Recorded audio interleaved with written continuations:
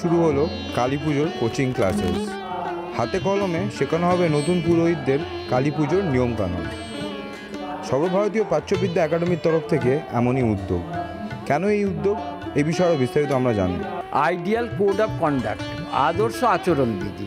পুজো মানে যদি পুতত্ব জায়তে হয়, পুত শব্দটার অর্থ হচ্ছে পবিত্রতা।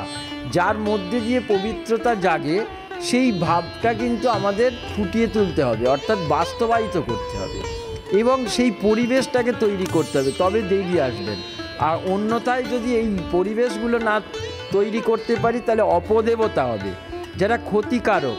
কিন্তু আমার আরাধ্য সৌভাগ্যবান, তিনি সৌভাগ্য দেন, তার জন্যে কিন্তু তাকে আদর্শ আচরণবিধি, অর্থাৎ হাত পা ধুতে হবে, পরিষ্কার পরিচ্ছন্ন কাপড় পরে বসতে হবে।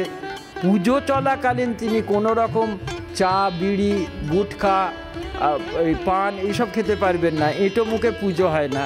পুজোর আগে অথবা পুজোর পরে খান তিনি। এবং পুজো চলাকালীন মোবাইলে কথা বলা যাবে না, সেই যজমানও কিন্তু। এবং সাথে সাথে একটা যে পুজোর যে পরিবেশ সেইটাকে তুলতে হবে। অন্যদিকে কালী পুজোর ক্ষেত্রে যদি আমরা বলি, কালী পুজো হচ্ছে তন্ত্রের পুজো, তন্ত্রোক্ত পুজো। পৌরাণিক পুজো বৈদিক পুজোর থেকে অত্যন্ত কঠিন।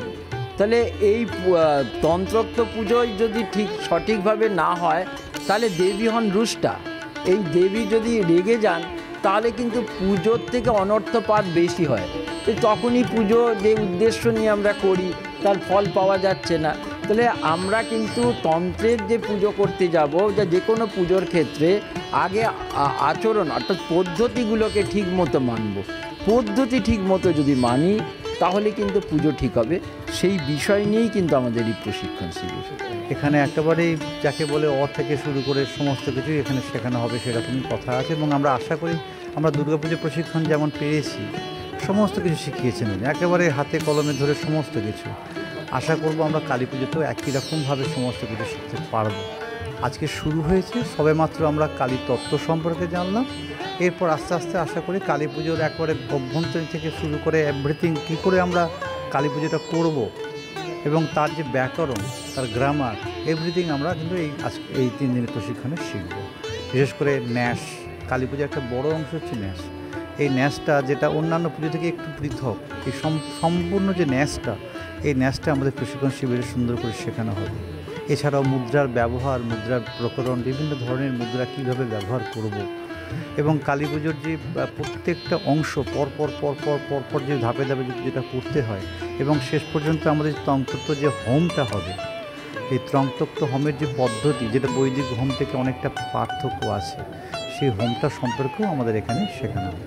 অনেক জিনিস আমরা পুজো করি বটে, কিন্তু অনেক মুদ্রায় প্রবলেম আছে, বইয়ে অনেক জিনিস একটু এদিক ওদিক আছে, সেগুলো স্যার আমাদের ক্লিয়ার করছেন।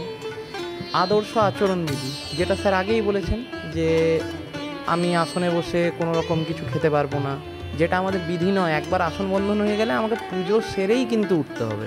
যে কোনো তন্ত্রোক্ত পুজোর যা নিয়ম, যে আমরা একবার সংকল্প করে নিলাম আমি একদম দক্ষিণান্ত করে আমি উঠব, পুরোহিতটা কী করছেন মাঝে, চলো একবার একটু চা ব্রেক হয়ে যায়, এটা তো কোনো নীতি নয়। এবার আমাদের সেই নীতি স্যার বলছেন যে না, এইভাবে হবে না, সেটা এইভাবে সম্ভব। তো এই সব জিনিসগুলো আমরা জানতে পারছি, আমরা উপকৃত হচ্ছি। আরও অন্যান্য বিভিন্ন শব্দ যেগুলো আমাদের ধরুন অভিধানে আছে, আমাদের বইয়ে আছে, বা অন্যান্য পুজো করতে যাওয়ার সময় কিছু কিছু মণ্ডলের ব্যাপার, সেগুলো স্যার ক্লিয়ার করছেন। কিভাবে কোন দ্বারে কে আছেন, কিভাবে আমরা করতে পারবো, ঘটস্থাপন কিভাবে করব, ঘটস্থাপনের বিভিন্ন বিধি আছে, তন্ত্রোক্ত আলাদা বিধি আছে। আমরা নর্মাল পুজোর ক্ষেত্রে একটা সর্বতভদ্র মণ্ডলে আমরা বসিয়ে দিচ্ছি একটা ঘট, কিন্তু কালী পুজোর ক্ষেত্রে সেটা করতে পারবো না, সেখানে একটা আলাদা বিধি আছে। তো প্রতিটার ক্ষেত্রেই আমরা বিভিন্নভাবে উপকৃত হচ্ছি। আমরা কালী পুজো করার সময় কীভাবে আমাদের প্রথমে নম বিষ্ণু বলে আমাদের ছুটতে হতে হয় এবং আসনকে পবিত্র করতে হয়, তারপরে সূর্যকে পুজো করতে হয়। এই কিছু কিছু জিনিস আমরা খুব না মেনে পুজো পদ্ধতি করি এবং আমাদের উচ্চারণে ভুল হয়। আমাদের মেন হচ্ছে মন্ত্র উচ্চারণ, যেটা আমরা যা হোক করে দিই, কিন্তু এই মন্ত্র উচ্চারণটা ভালোভাবে উচ্চারণ করে বলা শ্রুতিমধুরভাবে, সেটা আমরা খুব কম করে থাকি এবং আমরা যতটা পারি ফাঁকি মারার চেষ্টা করি। এটা সোজা ভাষায় বলছি। আমরা পুজোটা কীভাবে আমরা পুজোটা পুজোর মতো করে আমাদের করতে হবে, এটাই আমাদের নিয়ম মেনে চলতে হবে। এবং তুমি যদি যে পুজোটা যে করছে সে যদি এই যে আমরা ঠাকুরকে প্রার্থনা করি, আমি যদি মন থেকে তাকে ডাকি, হৃদয় থেকে, এই যে আং হৃদয় নম, ওং শিরসে সার, এগুলো যে বলছি, তো সেটা আন্তরিক থেকে তাকে বলতে হবে, তবে সে ভগবানকে দর্শন করতে পারবে এবং ভগবান তার মধ্যে থেকে সেটা পেতে পারবে। পুরোহিতদেরকে বেশ কিছু নতুন নিয়ম শেখানো হচ্ছে এখানে। পুজো করার সময় কী কী খাওয়া চলবে না, বা যে বস্ত্র পরে আসবেন সেই বস্ত্র পরে পুজো করা যাবে না, এরকমই বিভিন্ন নিয়ম তাদের শেখানো হচ্ছে। ক্যামেরায় চিরঞ্জিতের সাথে দেবপম, দেখতে থাকুন এক্সপিরিয়েন্স।